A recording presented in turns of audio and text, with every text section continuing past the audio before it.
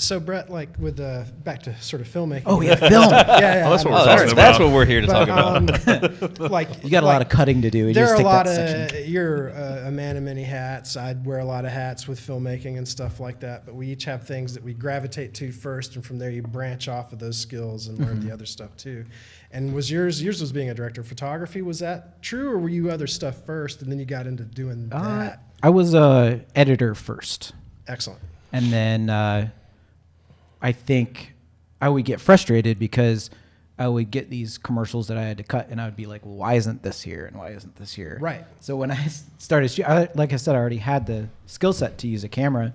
I just didn't really think of it as a job. Right. Yeah, I like being a DP or just even a cam op more than anything. Right. Still, I like it better than directing or anything else. I feel like I'm way more a part of a scene with a camera in my hand than I could possibly be with any other position. Well, I mean, you are the camera. It's your eye that's seeing the movie that everybody's going to see. It's so cool. You have all these elements that have been thought out. And then there's also the kick too, like if it's not your film, to be able to see the expression on somebody's face when you record something that they, it's their baby. They spent all this time with, and then you do playback and, someone's just freaking stoked. They're like, that's exactly what I wanted. You're like, feels pretty good. Yeah. Like that's why we do it, Oh yeah. Now, as you progress and your company gets bigger, you'll probably have to step out from behind the camera at one point, right? And then I'm actually not. I haven't done camera on Killer Babes. Okay. The new one. So it's still your eye though. Like you're instructing the DPs on what you want. Look you want. I may be slightly annoying just because with the camera background, like I'm very specific, but.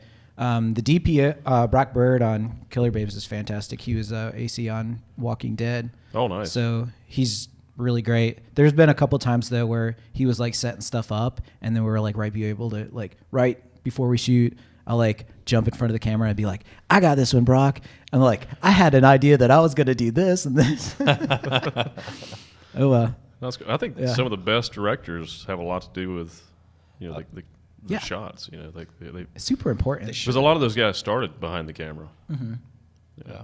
I think though in every business though, a lot of the best businesses, the people at the top they still can jump in there. I think that's the other thing you were talking about, learning each role. Like you're really strong in that. So I mean, I think that's a positive, and I like to. There's some things where there's people that we pay that are in positions, and that's what they do every day. Yeah.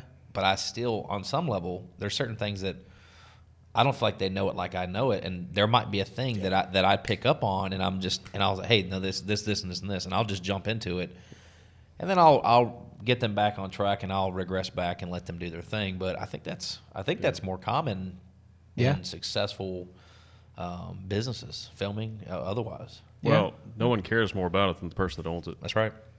I think for a director too, like to be able to make those calls. You really have to, understand the whole department, what they all need. And, like, I think sound's a great example. So sound gets pushed around. So everyone's like, oh, the light has to be here. Or it's this lens, so suck it up. And then if you realize, you're like, well, I do editing. I understand, like, the importance of legit sound. And everybody has to kind of do this, like, tango to be able to get the best all around.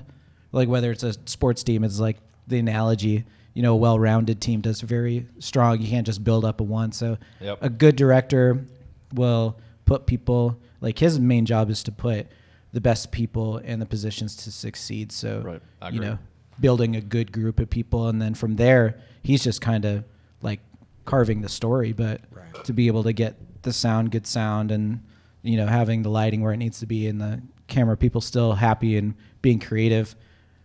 So that's kind of been the fun part of Killer Babes is because I've kind of stepped back from the camera role.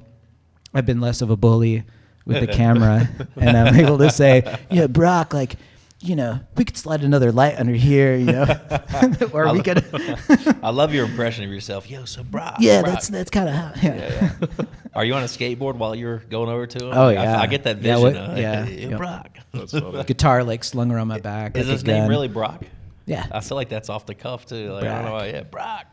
Yeah, Brock's cool. I met him on I shot this pilot called Deathless, and the director was Jenna Canella Terrifier. So when I was supposed to do that, I was just like, this is freaking cool. Like, I would love to meet Jenna. So I went up and did that, and he was my AC. I was DPing it. And for lay people out there, AC is? Assistant camera. Okay. Yeah. So he didn't get to do a whole lot of camera operating because I was kind of a bully with the camera. Because even when I DP, I like to op as well. So, but for the stuff that he did, it was really fantastic. And he had a great crew around him too. Like he had a bunch of buddies from the show, like a great Steadicam op and all that kind of stuff, and good spirit.